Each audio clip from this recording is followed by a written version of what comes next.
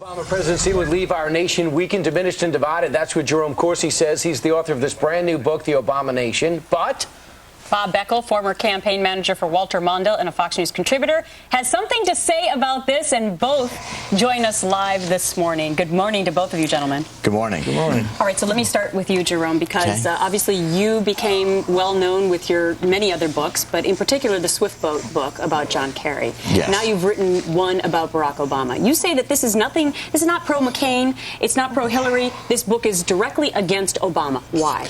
Well, I wrote the book because of Obama's far-left politics, which date back to the time he was in his formative years, continued through his Saul Alinsky days in Chicago, and have continued through his policies today. I mean, the idea that we're going to have windfall profits and take from the oil companies and distribute $1,000 checks to poor people is radical redistribution of wealth. Is Fox making too much money for Barack Obama? Maybe he wants 2% to redistribute to poor people. Hey, Bob, is Jerome Corsi revealing a far-left politician? He does have the most liberal record in the Senate. Yeah, Mr. Corsi, with all due respect, usually I'm sort of lighthearted on this early morning show, which I love this show, Mr. Corsi, but I tell you, not this morning.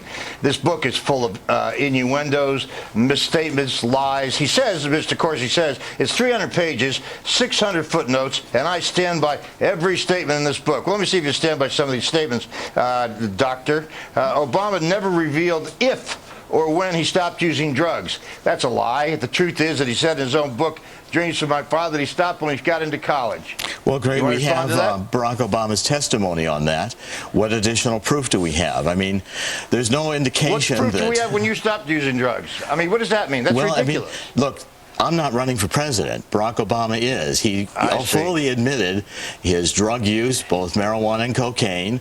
He says it continued through college. He began it in high school. He did not say it continued through college. Yes, that is just absolutely wrong. I'm sorry, Mr. Beckel. Wrong. He does. He said at Occidental College he was continuing drugs. It's in the first discussion of his Occidental College days. Okay, besides the drugs. Hold on one more second. You said Malcolm X was his mentor in college. Malcolm X been dead 15 years when he got to college. Well, what's the truth about that?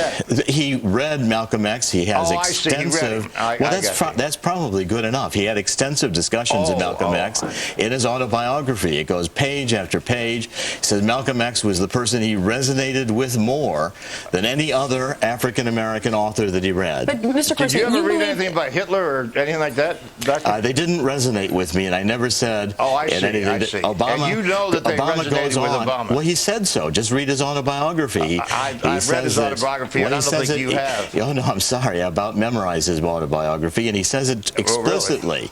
He says directly that Malcolm X was the mentor that he resonated with most in reading. Beckel, believe it or not, our D.C. Bureau has lost all power. Bob's trying to get us on the cell phone. We're going to talk to him in a second. And Bob, obviously, Democratic strategist, and Jerome Corsi wrote the book, Obama Nation, just out, and it's an extensive look at what you say is Barack Obama's background and beliefs. For example, when you look at Barack Obama and some of his ties, you're never going to get people to agree what your conclusions are. But we know that Barack Obama as a candidate is moving to the middle. So why don't you think he believes what he's saying now, judging by his background? Well, that's a normal ploy. I mean, most Democratic candidates run to the left in the primaries, then to the center. But it doesn't reflect their true beliefs. I'm especially suspicious of Obama. He's a Saul Alinsky organizer, and Saul Alinsky taught in his radical socialism for redistribution of wealth, you say whatever is necessary to get you power. Saul Alinsky said radicals should, shave their beards, put on ties, and run for office, and Barack Obama did. Is Barack Obama out of the mainstream of even the Democratic Party? Barack Obama's out of the mainstream even of African Americans. Well, then why is he ripping the African American community, saying, dads, be more responsible? Well, first of all, you take this black liberation theology, which is a revolutionary theology that blacks need to organize around a figure to get rid of us, the capital imperialists who are imposing blacks. You really think he has this secret agenda, Jerome? Well, no, this is the core of black liberation theology. He was in this church for 20 years. Most African-American churches, the vast majority, are, plain, straightforward Christian churches. This black liberation theology is a radical movement, even within African-American churches. I guess you could argue that Barack Obama joined that church simply for political purposes, well, and maybe not. Then you've got a different argument there. We do have Bob Beckel back on the phone now. Bob, have you been able to hear this part of the conversation? Yeah, I have. I don't know who your friends are down here, Doctor, but they did a good job. Well, Bob, you fried it out down there. You get too excited. Since I know we don't have much time, Doctor, let me make a couple other points you make in this book. You said that Barack Obama supported a bill to allow mothers to kill their babies even after they were born. Now, were they going to use knives, guns, or how are they going to do that? And well, do you actually believe that to be true? Well, it's true. Take a look. Come on. Well, Bob, I quoted him from the Illinois Senate floor. This was a case of a baby that survived an abortion attempt, late-term forced labor abortion. And the nurse, who is very famous out in Illinois, held this baby for 45 minutes, took it from the linen closet. Baby had Down syndrome until the baby died. The baby and died. Obama, on the floor of the Illinois State Senate, said that woman had an absolute right to abortion, to kill the baby even if it survived that abortion. That is blatantly untrue. Well, you haven't looked at the case. I'm sorry. Can I give you a couple other Corsi comments just so people can understand the person writing this book? Corsi on Muslims. Ragheads are boy bumpers and clearly are women. Well, Bob, why don't you talk about the apologies that I did? You can go ahead, talk about the apologies. You called John effing Commie Kerry. He married Teresa, then he became a Jew. You say about Hillary Clinton, fat hog Clinton. Bob, quote, those are old comments. Bob, let's stick to this those book. are old comments, long ago apologized for. Did you make those comments? Did you make those comments? Bob, you're going back to things that are ancient. I've already... anybody who make those comments... I wish you well, because you need some help. Well, Bob, look. If those are old comments. Why don't you go to the apologies for them? I said I wouldn't write anything that used extreme or impolitical speech. I haven't done that since those comments. Those comments have been long ago apologized for.